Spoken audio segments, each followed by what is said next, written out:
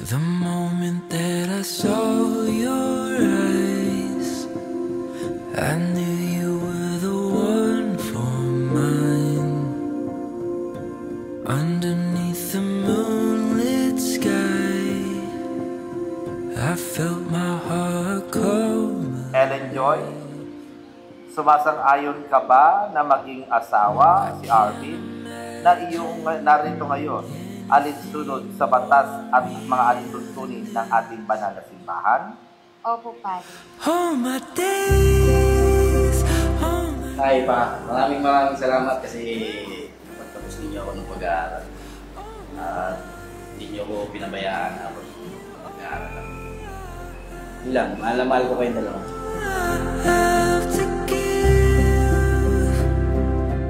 So, nakita ko siya sa room bago mag-meeting. So, hindi na nawala sa mata ko yung mukha niya. So, after nung meeting, nung office namin, office day, kinuha ko yung number niya paglabas. Nung gabi din po nun, tinext niya na po ako na kung pwede, kaibigan, gano'n. Sinagot ko po siya nung nakitaan ko siya na mabuting ugali, magalang, mapagmahal sa magulang. Lahat gagawin niya sa hirap man at saka sa ginawa.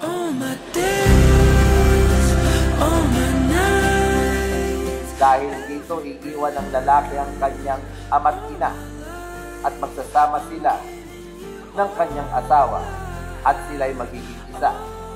Kaya't hindi na sila dalawa, kundi isa. Ang pinagsama ng Diyos ay huwag paghiwalayin ng tao.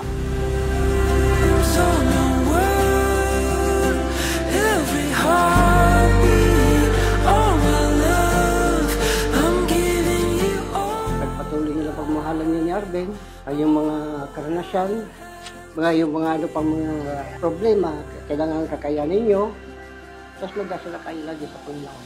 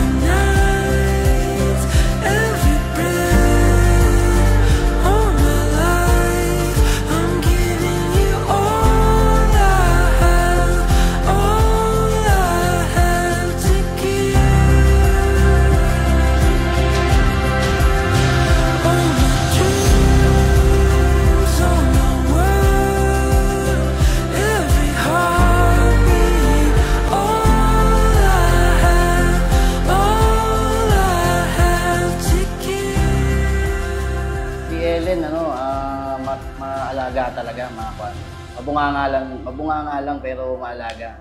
Tapos pagdating sa pera, wala kang problema. Marunong siya mag-budget. Sa mga anak namin, marunong siya mag-alaga. Ayun, kaya okay naman yung namin. Minsan meron namang pagtatalo pero ganoon naman talagang mag-asawa siguro.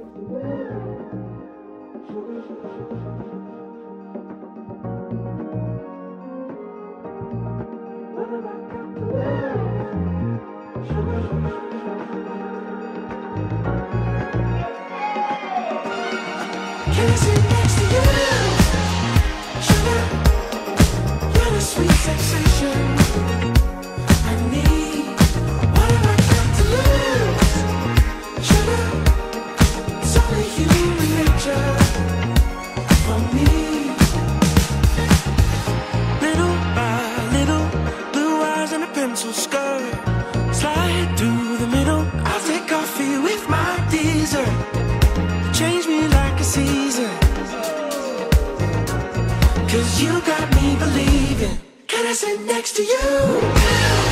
Sugar, you're the sweet sensation I need. What have I got to lose? Sugar, it's only human nature. Can I sit next to you? Sugar, best behavior. What have I got to lose?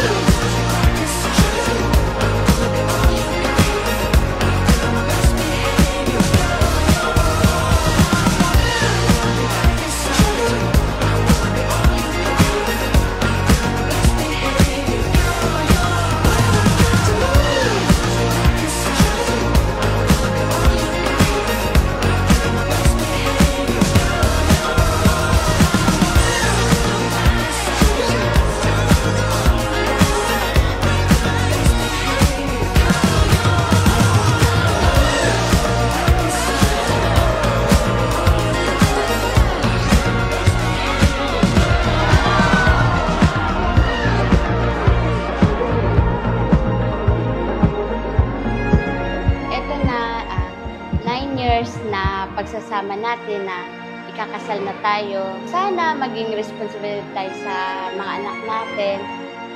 Arvin, sumangsang-ayon ka ba na maging may bahay si Ellen Joy na narito ngayon, alinsunod sa batas at mga alituntunin ng ating banal na simbahan? Opo, Padre.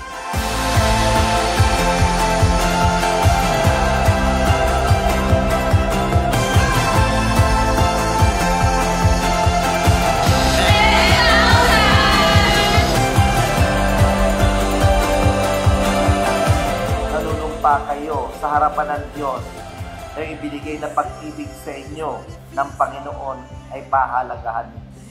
Pagtitibayin, huwag niyong aalisin ang Diyos sa inyong pagsasamahan, sapagkat Siya ang gagabay at papatnubay, magpapatibay, magpapalago ng iyong pagmamahalan sa isa't isa. Kaya panghawakan ninyo ang love na yan.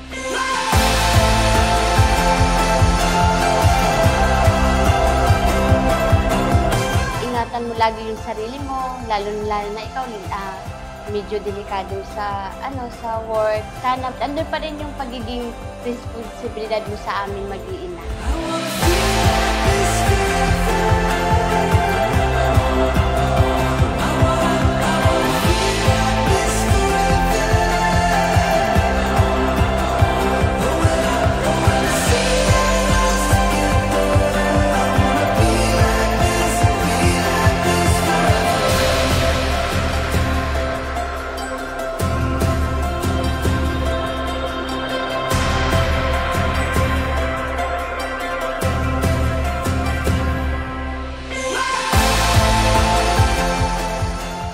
Araw na matagal na nating pinaplano noon pa, ang daming dumating, nagka-pandemic, hindi natin may plano. Ngayon, ngayong 2024, matutuloy na talaga, wala nang atrasan to. Mahal na mahal kita.